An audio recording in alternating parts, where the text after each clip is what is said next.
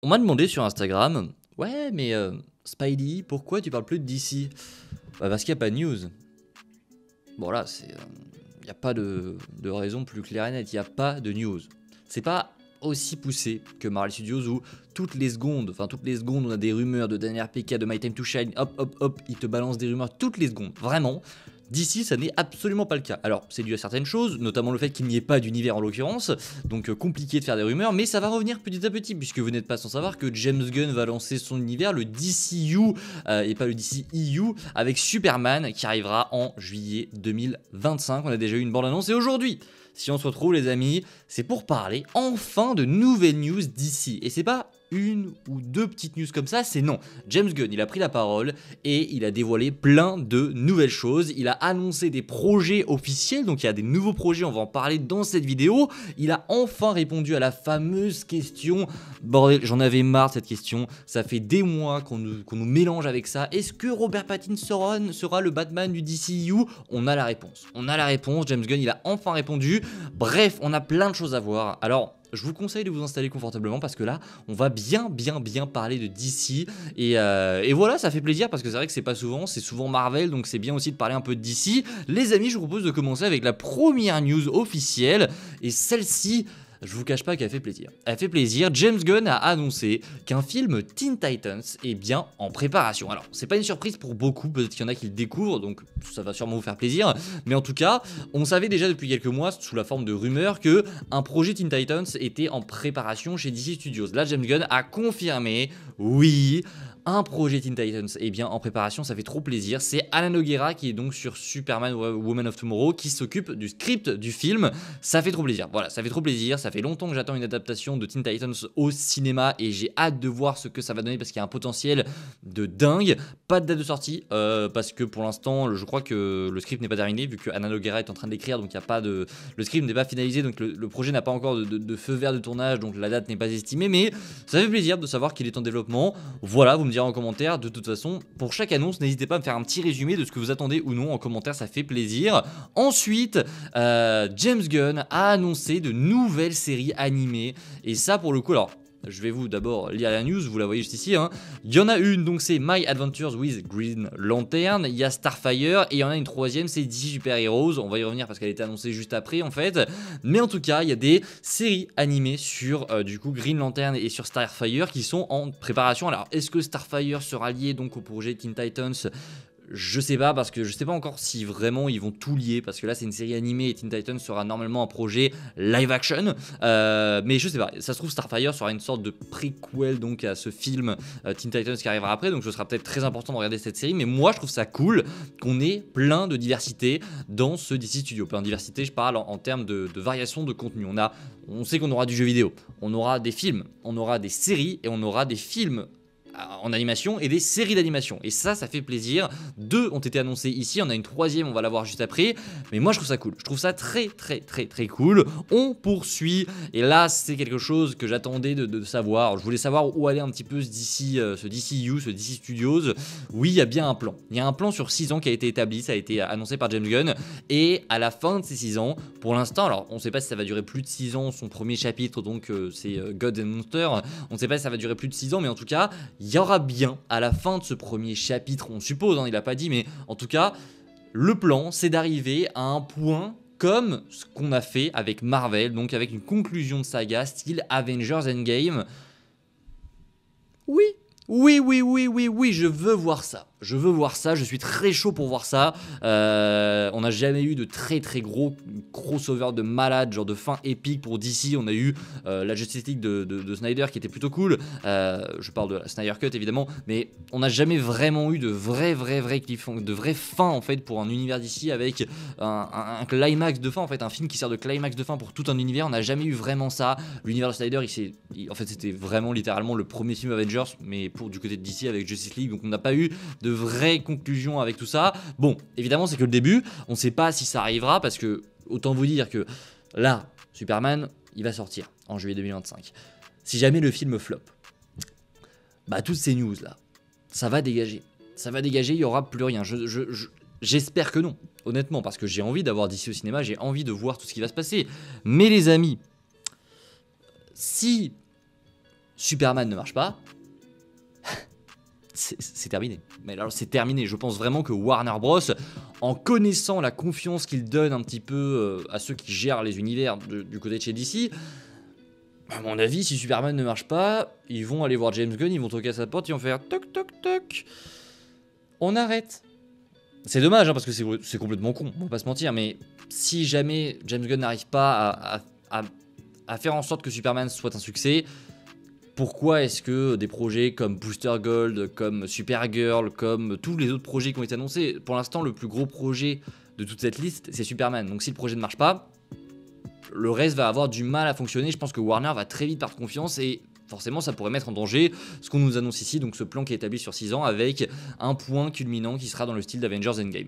Mais moi je suis carrément chaud. Je suis carrément chaud à l'idée de voir ça, je me recoiffe en même temps les amis parce que mes cheveux tombent, c'est affreux les gars, mais voilà, c'était l'instant coiffure. On continue puisque une série de 4 courts-métrages sur Crypto est actuellement en développement et donc on y suivra évidemment le même chien que le film Superman. Voilà, c'est une évidence. Donc voilà, une série en préparation sur Crypto en live action d'après ce que l'on sait. Ça peut être très cool, honnêtement. J'ai pas d'attente particulière sur le projet. Je sais pas ce qu'ils peuvent nous raconter, mais à mon avis, faut pas s'attendre à avoir des séries. Alors hyper épique, c'est pas le mot, mais faut pas s'attendre à avoir des séries qui vont vraiment nous faire avancer l'univers à chaque fois. On sait que James Gunn veut faire un univers qui s'étale beaucoup avec beaucoup de projets différents, etc. pour avoir plein de personnages et il a envie de faire plein de choses différentes, ça se sent. Et là, le projet sur Crypto, le projet sur Starfire, j'arrive plus à le dire, c'est l'exemple typique de ce que James Gunn veut faire et je trouve ça plutôt cool. Donc voilà, c'est pas une série très clairement, voilà, on va en parler 2-3 fois sur la chaîne quand ça sortira, mais c'est tout. Mais honnêtement, oui, pourquoi pas, c'est plutôt sympa. Bref, continuons les amis. Donc, comme je l'ai dit, on a une série DC Super Powers qui a donc été annoncée. On a même un premier espèce de scénario qui a été dévoilé, je vais vous le lire juste ici. L'histoire se déroule dans l'école des héros et se concentre sur des nouveaux élèves comme Lightning Flash, évidemment, Plastic Man. Il n'y avait pas eu des rumeurs sur un projet Plastic Man, je me souviens plus. Mais en tout cas, ouais, Aquagirl, Green Lantern et Terra qui développent leurs super pouvoirs sous la direction du principal Martian Manhunter dans l'espoir d'obtenir un jour leur diplôme et devenir la prochaine génération de défenseurs de la Terre. Bon, c'est clairement un projet qui a l'air plutôt cool. Alors, c'est l'animation, donc évidemment.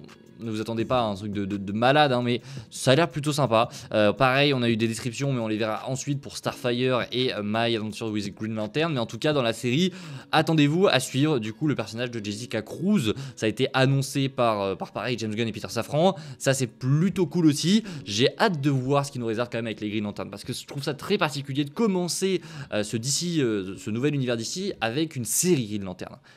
Alors, il y aura la série d'animation, donc celle-ci, My Adventures with Green Lantern, mais il y a la série Lanterns, et je trouve ça très bizarre. Alors, même si c'est HBO, Max, qui est derrière, ce qui est souvent gage de qualité, j'ai un petit peu peur. J'ai un petit peu peur parce que Lanterns, pour moi, c'est un projet, tu dois le foutre au cinéma, tu dois nous montrer des choses incroyables, même s'il y a cette peur, évidemment, de se prendre un bide, hein, parce que, bon, voilà, le dernier film, Green Lantern, était...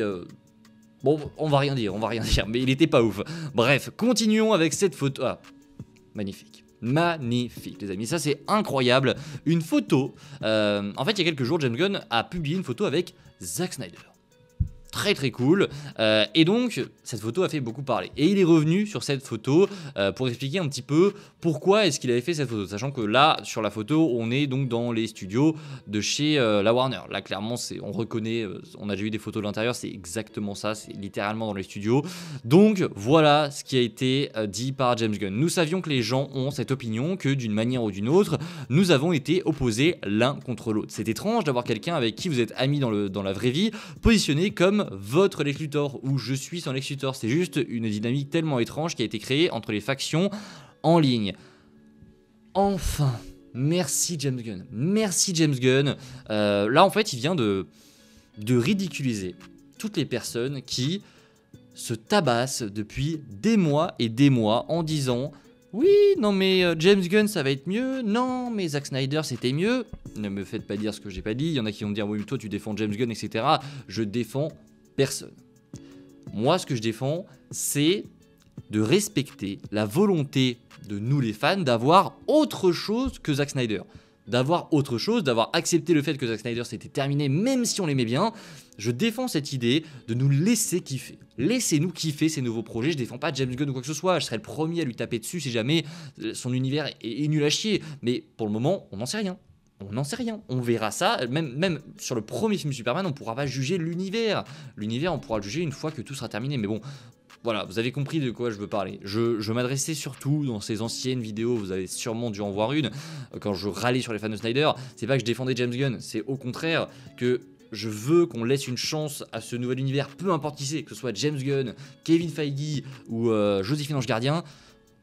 Peut-être pas le meilleur exemple, mais on s'en fout, laissez une chance à tout le monde. Pas Joséphine Ange Gardien, vraiment, ne laissez pas Joséphine Ange Gardien diriger d'ici, mais vous avez compris là où je veux en venir. Bref, c'est très cool parce que ça enterre une espèce de hache de guerre qui n'a jamais existé. Voilà, ça n'a jamais existé, mais moi je trouve ça très cool. Je trouve ça très cool et moi ça me fait kiffer de voir deux mecs qui sont amis en train de regarder les réseaux et ces réseaux sont en train de les descendre, d'essayer de les mettre en opposition. Ils disent rien, ils sont de leur côté, ils voient juste que ça s'embrouille pour rien et ils postent une photo en tant que meilleur pote comme ça, comme si dans réalité, moi je kiffe ça, je kiffe ça. Passons à la prochaine news les amis, puisque DC a dévoilé son objectif de sortie à l'année. Et vous allez voir, c'est assez énorme. On a 2 films live action de prévus, un film d'animation de prévu, donc ça fait déjà 3 sorties ciné, 2 séries live action par année du coup, et 2 séries animées, sans compter les jeux vidéo qui eux aussi devraient avoir une importance dans le déroulement de l'univers de James Gunn. Et ça, je trouve ça cool.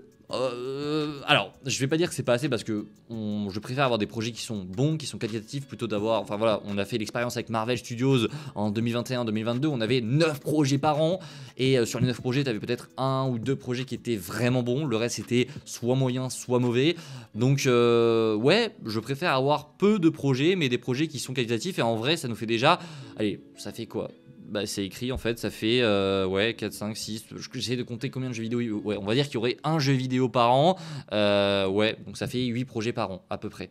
Et c'est plutôt cool, ça nous fait quasiment un truc par mois, mais moi c'est plutôt cool. Après il faut tenir ce rythme, il faut tenir la qualité aussi, c'est ce qui est très compliqué, mais moi j'ai totalement confiance, on verra ce qu'il en sera évidemment les amis. Il nous a également indiqué que le film Supergirl Woman of Tomorrow est déjà à la moitié de son tournage, ça passe très vite, il y a quelques semaines on avait eu la fameuse photo avec Emilia Clarke de dos sur sa chaise avec le logo de Supergirl, très cool, mais le tournage en est déjà à sa moitié et c'est vrai que ce tournage se fait vraiment dans l'ombre. On n'a quasiment eu aucune photo à part celle qui a été officiellement dévoilée et je trouve ça très cool. Moi ça me fait plaisir et j'ai hâte d'avoir un premier trailer qui arrivera sûrement. Le film est daté pour quand? Oh non, c'est pas encore, c'est pas tout de suite, c'est vraiment pas tout de suite, mais en tout cas voilà, moi ce projet je l'attends, j'ai hâte de voir ce que ça va donner, je sens qu'on va se régaler, mais c'est un projet qui va arriver un petit peu dans l'ombre comme ça et le premier trailer va beaucoup nous surprendre, on verra. Bon, ça, peut-être qu'il y en a qui s'en foutent un petit peu, mais en tout cas, des skins DCU arrivent sur Fortnite, ça contribue voilà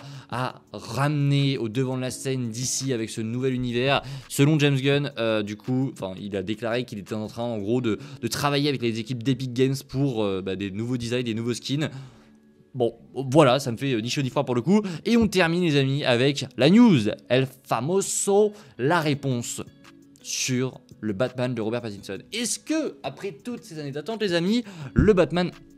Alors, on va arranger ça quand même parce que c'est terrible. Est-ce que le Batman de Robert Pattinson est le Batman du DCU? La réponse... c'est non, c'est un non catégorique, c'est un non dithyrambique. Voilà, je n'ai pas d'autre...